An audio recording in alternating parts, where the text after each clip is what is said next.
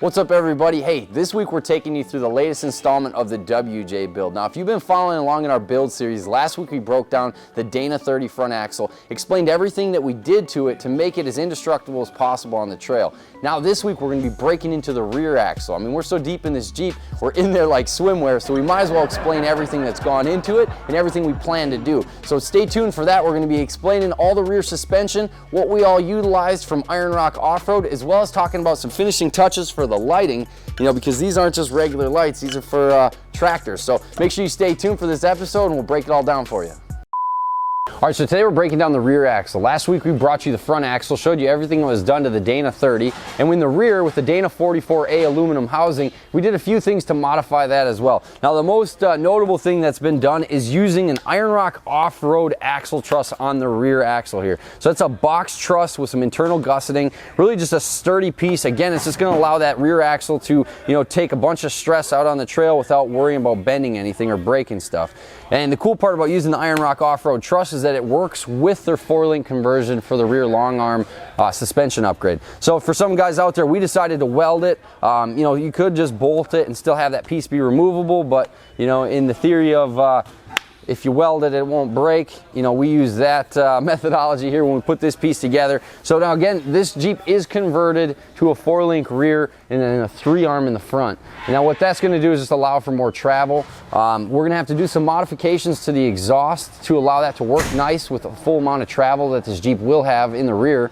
And we'll bring you guys a little bit more info on that when we get to putting the exhaust in. But the other things we're doing to this axle to really just beef it up and you know, make it capable for the trail is we're installing a set of ARB air lockers front and rear.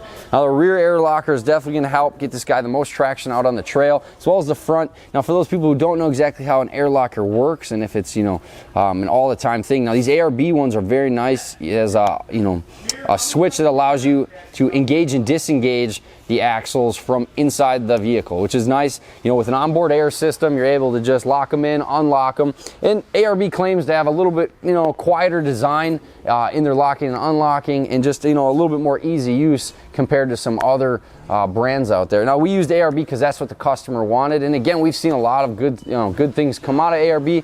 You know, we've used their products a few times in the past, so I had no complaints there with running that setup. Now the other thing that, you know, is an upside to running this air locker is that it's, you know, a lot stronger than the factory gears. So, you know, for the people out there who are saying maybe the Dana 30, you know, the weak point in there now is the gearing.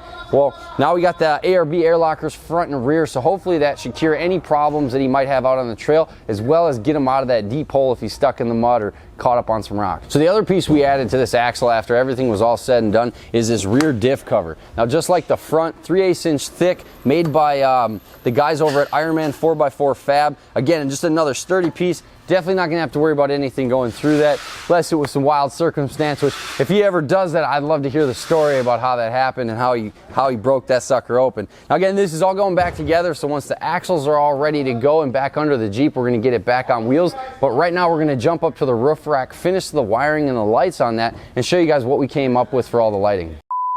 So if you've actually done this before and, you know, you got some good things to say about it or some bad things, we're always here to hear that feedback, regardless positive or negative, because all it's going to do is help make this a better build.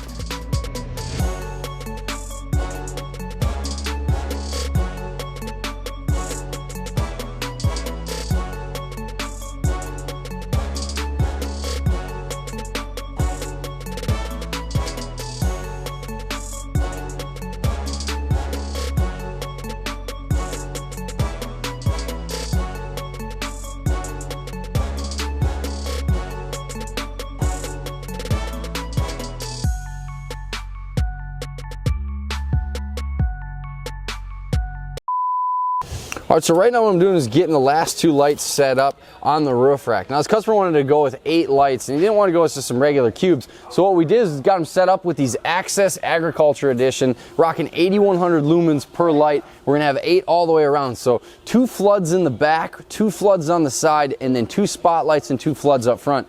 I'm thinking that once all these lights are on, he's not gonna have any issues seeing anything going down the trail, or really anything going down the road for that matter, if you wanted to flip them all on.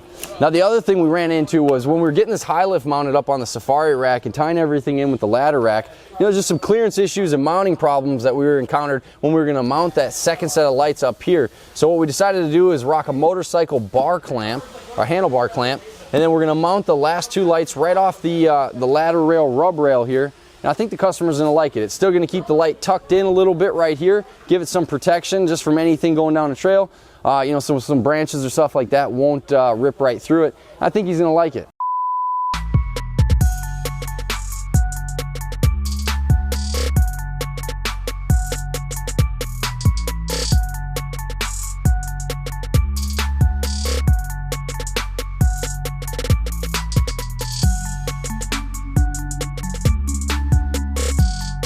All right, so we just got done retrofitting the lighting on the front bumper. Now it's gonna have a winch going here in the front pocket, and we needed to fill the 2 holes on this Goliath front bumper. And we figured what better way than to retrofit some projector lenses or some projector bulbs right in these housings to match the aftermarket headlights. So the customer doesn't know yet, but I think he's gonna like it. It's gonna turn out pretty cool when it's all said and done. All right, so one thing we've noticed in this building is kind of cool is based on some of the comments, we just love seeing it. Our customers are actually using some of that feedback to help shape the rest of this build to completion. It's the first time we've ever seen this. It's the first time we've ever really brought a build like this to YouTube. So we appreciate all the feedback, whether it be positive or negative.